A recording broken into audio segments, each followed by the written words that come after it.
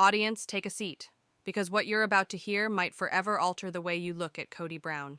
Robin and the Sister Wives Kingdom. The judge has spoken. Kody has been commanded to forfeit the $6 million home he once referred to as his legacy. And ultimately, Christine, the wife who left him, came out on top. What if the family you'd come to believe in had its darkest secret behind mansion walls? What if the tale of love, faith, and togetherness was really a story of fraud, betrayal, and a $6 million lie? But how did things go so wrong? How did one courtroom become the platform for the Brown family's eventual downfall? And what proof compelled a federal judge to take away Kody's beloved mansion?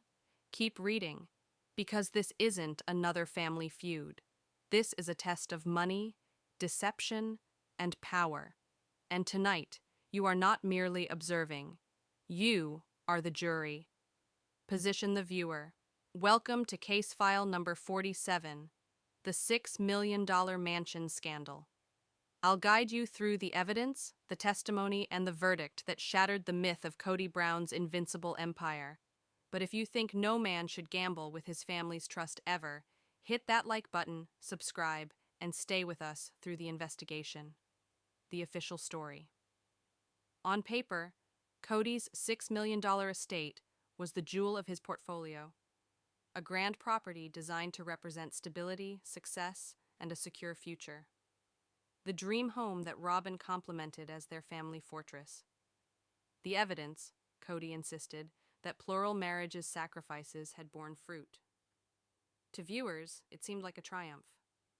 Kody had overcome financial hardship, lawsuits, and the devastation of losing Christine. He was upright, or so it appeared. The first cracks. There was, however, a snag. The cash did not add up. Secret mortgages, hidden transfers, backroom loans signed in secret. Court papers now show that the mansion was not only a house, it was a cover-up. A monument constructed on borrowed money, stolen funds, and vows Kody couldn't honor. And when Christine abandoned the marriage, she didn't vanish quietly. She departed with insight into books, transactions, and schemes that, if discovered, might bring down the whole empire. Rising suspense, cliffhanger. Tonight we start exposing the deception, the betrayal, and the courtroom saga that compelled a judge to strip Kody of his empire. But first, let's return to the evening Christine learned the truth. The evening she realized the $6 million mansion was never about family, it was about control. Christine's doubts started quietly.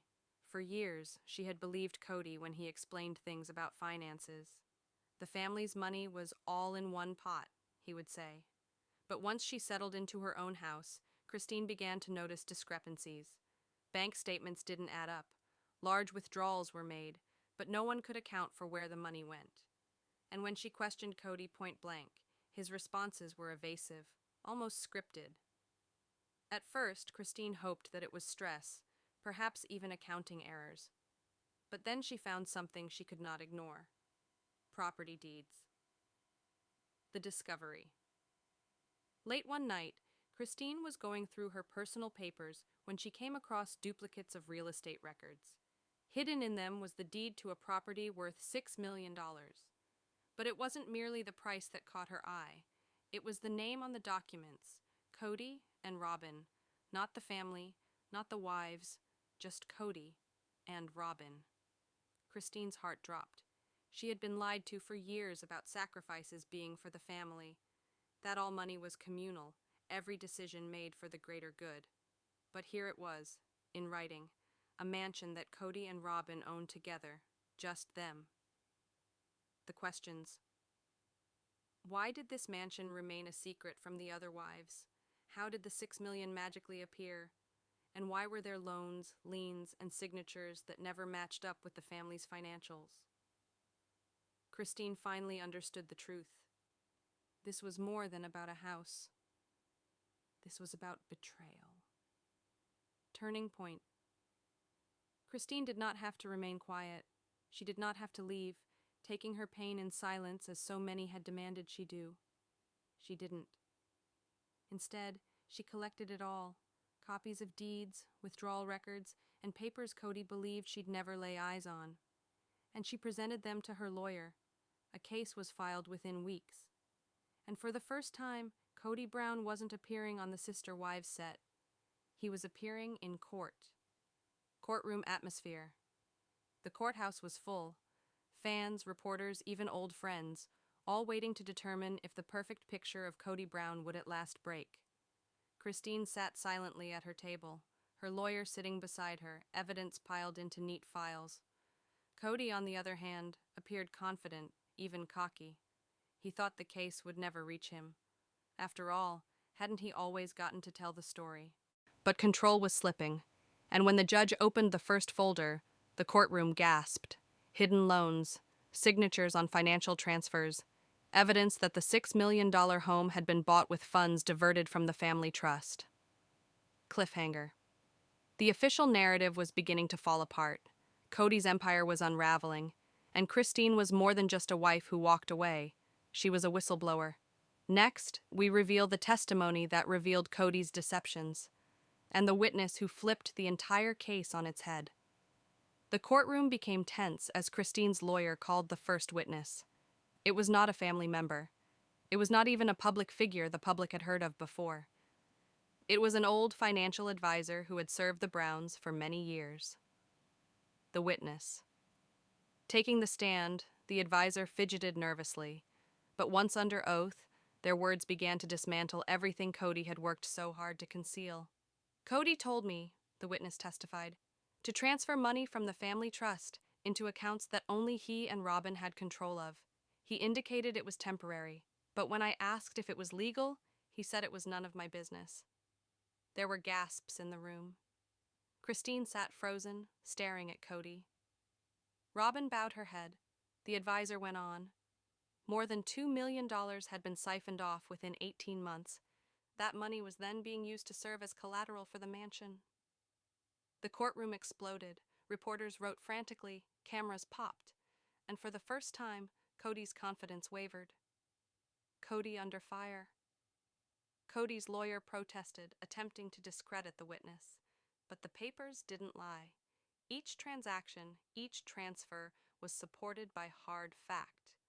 And then came the most incriminating revelation.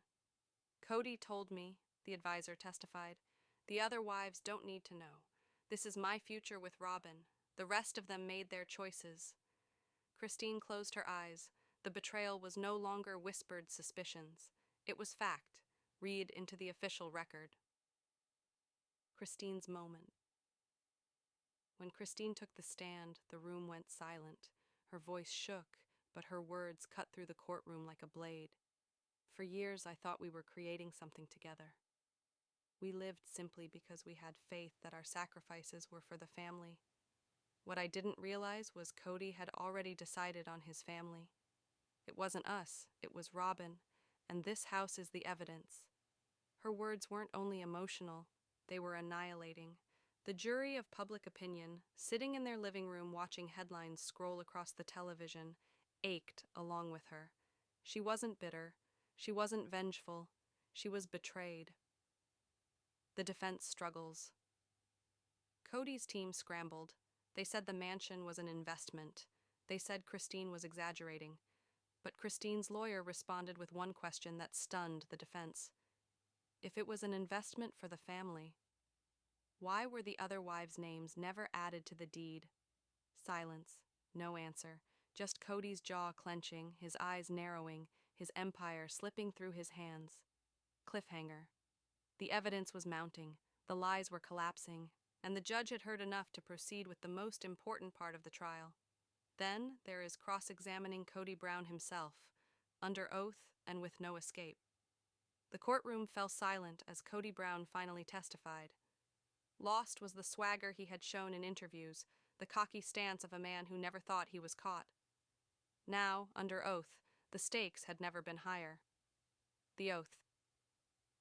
The bailiff's tone was calm. Do you swear to tell the truth, the whole truth, and nothing but the truth? Kody paused, just long enough for the cameras to catch it. Finally, he muttered, yes. But even that one word rang heavy. reluctant sounding, resentful almost. The questions begin. Christine's lawyer didn't waste any time.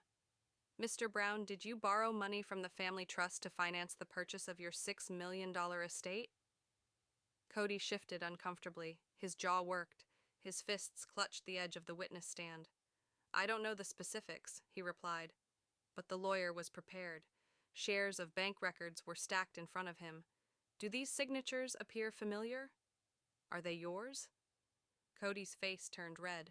He attempted to explain, to divert, to spin his tale, but each excuse put him further into a trap. The contradictions. When questioned regarding the $2 million diversion, Kody initially denied it. Minutes afterwards, at gunpoint, he confirmed the transfers had been made, but said it was for the benefit of the family. The lawyer leaned forward. If that's so, Mr. Brown, why were only your name and Robin's on the deed to the mansion? The room grew quiet. Kody stiffened. Robin's eyes flitted nervously to the floor. The unraveling. Christine observed, unruffled. This wasn't about rage anymore. It was about fact. And the fact was crushing Kody. He grew loud. He blamed accountants, lawyers, even his own wives. But the judge was unmoved. Each tantrum only made him appear more desperate. The pivotal moment. Then came the question that sealed the atmosphere with foreboding. Mr. Brown, is it not true that while your other wives were leasing modest houses, you and Robin moved into a mansion paid for with money that was never revealed to them? Kody's lips quivered. He began to speak, then held his tongue.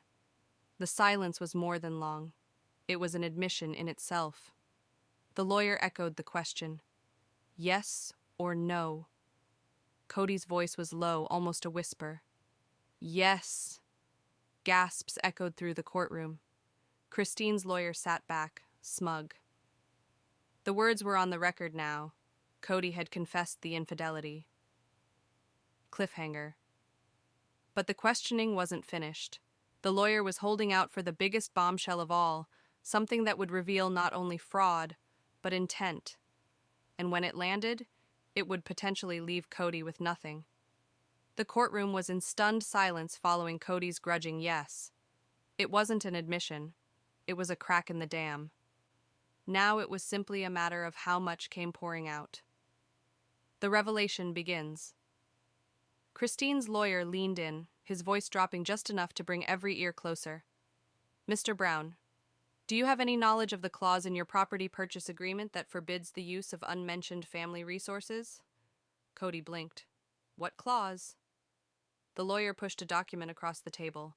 Highlighted areas glared up like neon lights. It was all on there. Signatures, dates, conditions. Kody's name had been typed in black and white. The ink was irrepressible. This contract makes it clear, Mr. Brown. Not only did you use money without permission, you did so in express contravention of a legal contract. The room exploded. Reporters pushed to get every detail. Christine's supporters shared knowing glances. The betrayal wasn't about personal feelings anymore. It was wrong. The intent exposed. Kody attempted to protest.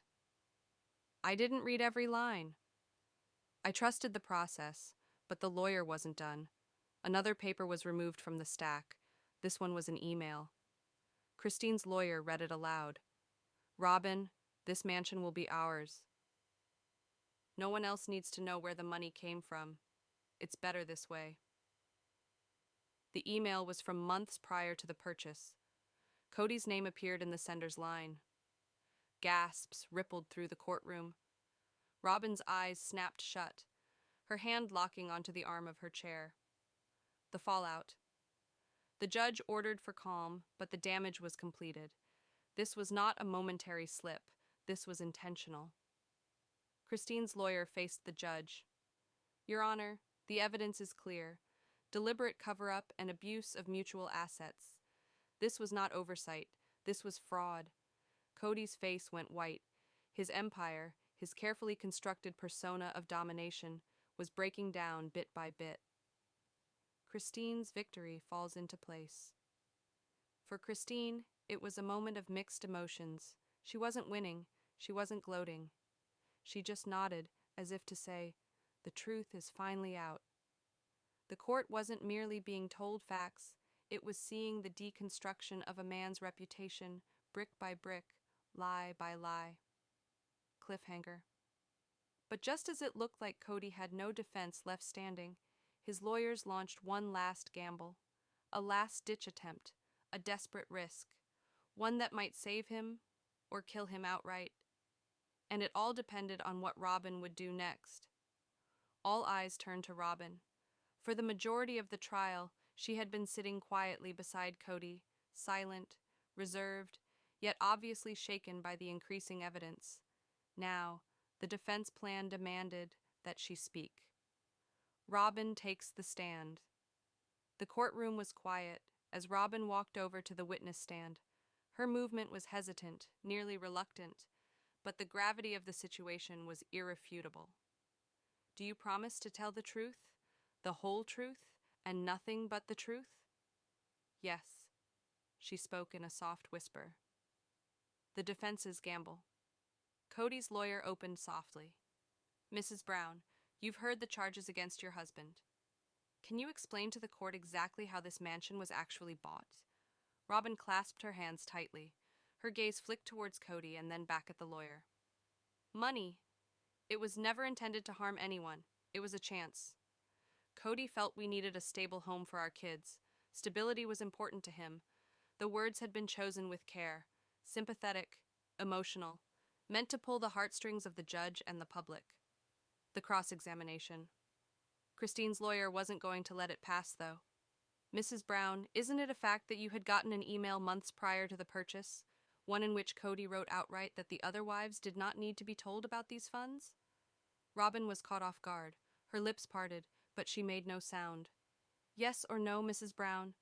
At last, she whispered, "Yes." The courtroom gasped. The confession was terrible.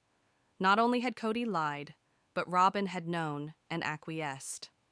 The turning point. Christine's attorney pushed on.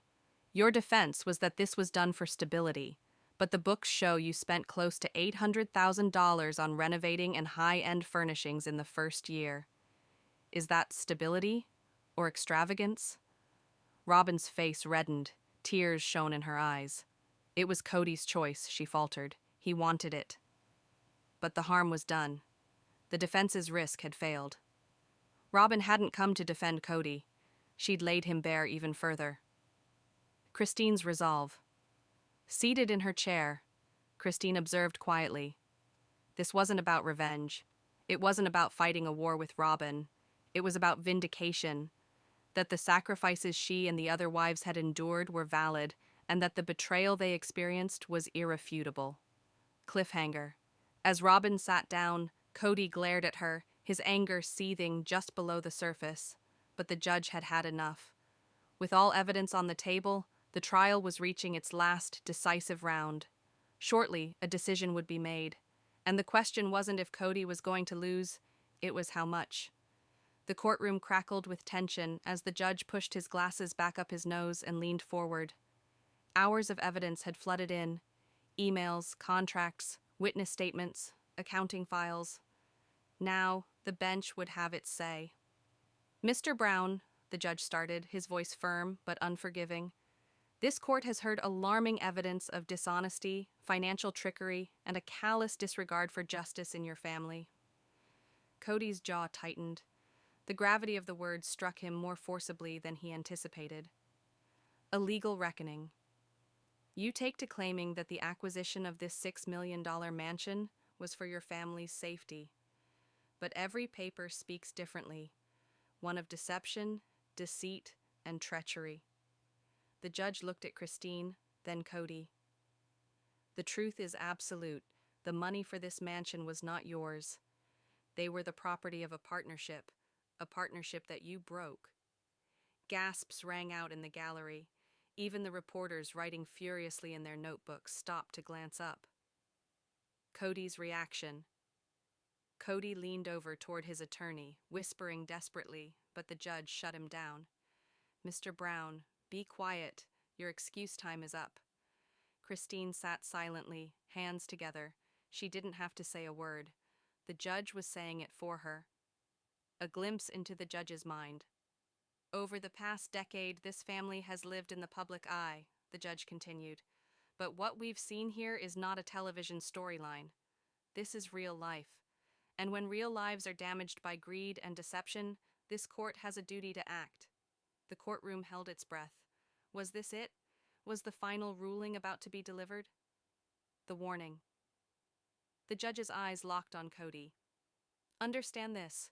What you have done is not merely immoral. It walks perilously close to criminal. A murmur ran through the room. The potential for criminal charges had never been uttered in words, until now. Kody shifted in his seat uncomfortably. For the first time, his bravado crumbled. He appeared less the assured patriarch and more a man backed into a corner by his own deceptions. Christine's moment. Then the judge turned to Christine. Mrs. Brown, your tenacity, your willingness to bring these issues before this court is admirable. This decision is not merely about property, it is about accountability. Christine's eyes shone. It had taken years of being dismissed, gaslighted, and betrayed, but she was finally being listened to. Cliffhanger. The judge reached for a folder, thumped it on the desk, and declared, "This court will now render its decision with respect to the $6 million mansion." The room fell silent. Each word that came after would alter the Brown family for good. The ruling starts.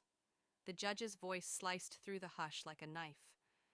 Having weighed all evidence, testimony, and documentation, this court rules in favor of Christine Brown. Gasses rang out throughout the gallery. Christine's fans were holding their breath while Kody went white. The monetary blow. The $6 million estate at the heart of this case, the judge went on, is hereby waived. Ownership will no longer rest with Mr. Brown and Mrs. Robin Brown. The property will be sold and the proceeds divided equitably. Kody clutched the table, knuckles white. He leaned into his attorney, hissing beneath his breath, "They can't do this to me. That house belongs to me." But the judge wasn't done. The breakdown. In addition to the waiver of the property, the judge proclaimed, Mr. Brown is ordered to pay restitution to Christine Brown in the sum of $1.8 million, which reflects her portion of embezzled marital funds and lost profit as a result of his concealment. The courtroom gasped once again. Robin covered a shaking hand over her mouth, tears streaming from her eye. For her, this wasn't only Kody's failure, it was her defeat as well. The rationalization. This ruling, the judge stated decisively, is not a penalty for favoring one partner over another. It is the result of fraud, manipulation, and financial malfeasance. The judge's words resonated like thunder. Each sentence cut deeper into Kody's well-crafted persona as a patriarch, revealing the scam beneath. Christine's response. Christine did not cry. She did not cheer. Rather, she sat quietly, her posture dignified, her expression firm. She had waited years for confirmation, for someone with power to validate what she had always known. Kody's empire was founded on lies. And now, that time had come. Kody's meltdown. Kody couldn't hold it in anymore. "Your Honor, this is preposterous," he blurted out, his voice cracking. "That house was mine. Robin and I worked hard and built it for our future. You can't just give it away like it's some—" "Mr. Brown!" the judge barked. "Sit down. If you persist with this tirade, you'll be found in contempt." The courtroom burst into whispers, journalists writing frantically as Kody slumped back into his seat, fuming. The shift in power. For the first time in decades, the power dynamic was turned on its head. Christine wasn't the wife left behind, fighting to stay alive. She was the winner, acknowledged, validated, and free at last from the specter of Kody's control. Cliffhanger. But as the gavel was poised to descend, Christine's lawyer stood up and said, "Your Honor, there is one final matter that must be addressed, one that could change the scope of this case entirely." The judge paused. The gallery fell silent again, and suddenly everyone realized the fight wasn't over yet. The final twist. Christine's lawyer moved forward, holding a lone sheet of paper. Your Honor, although today's decision speaks to the property and restitution, we must not overlook what these papers show. This is more than a civil case. It approaches the jurisdiction of criminal fraud. The courtroom gasped. Kody went rigid in his seat, his face turning white. The document. The lawyer held up the paper. This 2-year-old email demonstrates Mr. Brown intentionally channeled money from joint family accounts into a shell company formed in Robin's name. And then that shell company spent it on the $6 million mansion, without disclosure, without approval, and with specific intent to defraud. The judge's face grew grave. Are you putting this case in the hands of the district attorney? Respectfully, yes, Your Honor, the attorney answered. This case is no longer about property. It is about fraud at a scale that demands criminal review. The effect on Robin. Robin wept openly, her body shaking with sobs in the soundproofed room. Kody said it was legal, she sobbed. He said it was the only way we could protect ourselves. I didn't know. I swear I didn't know. But the damage was done. Her signature was on the papers. Her name was on the company. Whether she was aware or not, she was now caught up in the fallout. The judge's warning. The judge leaned forward, his voice firm and measured. This court cannot make criminal rulings, but what I can do is instruct that this evidence be seen by the appropriate authorities, and if charges are called for, Mr. Brown, Mrs. Brown, you will be charged. The gallery hummed with shock. The whispers weren't about Christine's victory anymore. They were regarding whether Kody and Robin might soon be indicted. Kody's fury. Kody pounded his fist on the table. This is a witch hunt, he bellowed. They want to kill me because I picked Robin, because I left the others. None of this exists. It's a setup. The judge's gavel came down. Enough, Mr. Brown! This court operates in facts, not emotions, not justifications, not drama. Sit down. Kody's tirade only added fuel to the headlines being scribbled on by hungry reporters. Each word he said deepened his hole. Christine's silence. All along, Christine said nothing. She didn't have to defend herself. She didn't have to argue. The evidence, and the judge, were doing it for her. Cliffhanger. Just as the judge was about to adjourn, his words hung in the air like shattered glass. This case may not be over. Civil justice has been served, but criminal justice may soon follow. Until then, this court stands adjourned. The gavel struck. The sound echoed like thunder, and everyone knew Christine's victory was complete. But Kody's nightmare was just beginning.